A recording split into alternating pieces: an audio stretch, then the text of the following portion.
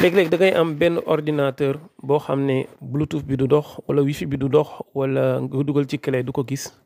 loolu mën na nekk dafa manqué pilote mën na nekk dafa manqué pilote. Pilote ab micro logiciel la boo xam ne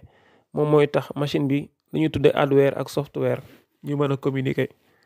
léegi pour loolu bu fekkee ni da nga bëgg mettre à jour say pilote mën naa la jox fii quelques astuces bi ci njëkk mooy da ngay tijji sa paramètre ordinateur nga dem ci mise à jour et sécurité soo duggee ci mise à jour et sécurité moom la ñuy wax Windows Update. après da ngay cliquer ci mettre à jour instant yi mettre na à jour machine bi yëpp mais nga ñëw ci afficher les mises à jour facultatives bii soo duggee ci afficher les mises à jour facultatives da ngay gis fi mettre à jour du pilote. pilote yaa nekk nii pilote audio mu ngi nii bii nii mooy pilote audio bi son bi la am na yeneen pilote yu nga xam ne tamit gis na ko léegi nga coché yi nga bëgg yëpp soo defee télécharger et installer da ngay gis day télécharger pilote yi ci nekk ci machine yëpp mais lii nekkul toujours di nga gis pilote yi parfois da ngay manqué ay pilote léegi am na premier logiciel bu ma leen njëkk a présenté mi ngi tudd Driver Pack Solution. Driver Pack boo bindee Driver Pack rek day ñëw. Driver Pack dafa diis nag logiciel bi mat na ay 14 giga te chaque année day am version bu génn léegi soo ko téléchargé nag problème bi moom mooy boo amee benn version boo xam ne 2014 la 2015 bu jotee mën na am machine yoo xam ne seen pilote du si nekk. am na tam benn version boo xam ne en ligne la mais logiciel bi lu tax lan moo ma ci naqari mooy soo ko dee utiliser da lay jox ay Opera ay Yandex ay Avast ay logiciel yoo xam ne santoo ko dañuy ñëwaale si biir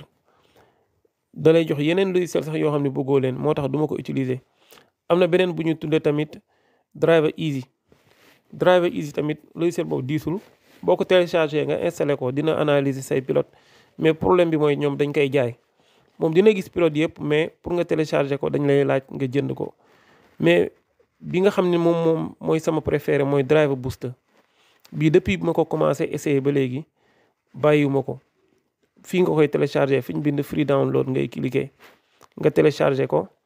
soo ko téléchargé tamit après nga installé ko rek mi ngi nii 26MO la 26 mégaoctets nga installé ko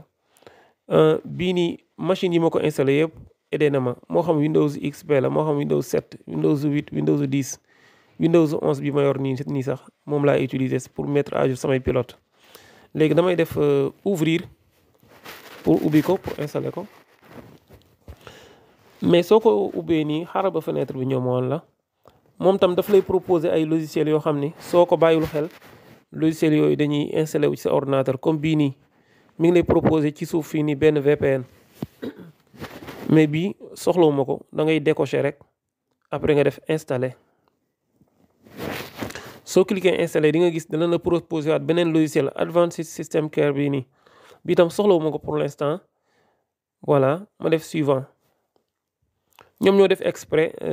dañuy maye benn logiciel def ko gratuit léegi soo ko dee installé ñoom yeneen logiciel lañ lay proposer en même temps loolu marketing la pour gën a mën a jaay seeni logiciel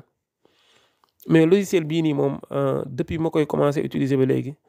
machine bu ma am dama ko siy def léegi jarul may abonné mën naa def non merci ñu ngi nii di ma proposer fii benn guide 9 euros soxlawuma ko léegi ma def non merci. en savoir en ligne soxlawuma ko ma décoché ko ma def analyser maintenant léegi boo defee analyser maintenant dafay tijji benn fenêtre mais dafay commencer di analyser boppam léegi man dama leen di conseiller bu commencer analyser ngeen arrêté ko après ngeen dem outil fii nii nga dugg outil di nga am fu ñu bindal nettoyer les données invalides fii nii am na 26 périphériques yu am ay erreur si ngay cliquer nga di ko def analyser après nga nettoyer leen voilà logiciel yi pilote yaa ngi nii ñi nga xam ne c'est invalide da ngay def nettoyer léegi nag ba nettoyer ba mu set bu jeexee nga fermer après nga doog a dem def analyser waaw baax na léegi nii mën nañ dem ñu def analyser voilà mën nañ cliquer ci bouton analyse gis nga mi ngi dem léegi nag dina la afficher liste pilote yi nga manqué yépp am na pilote yu fi nekk mais nekkuñu à jour comme pilote Bluetooth bii nii fii nii pilote son bi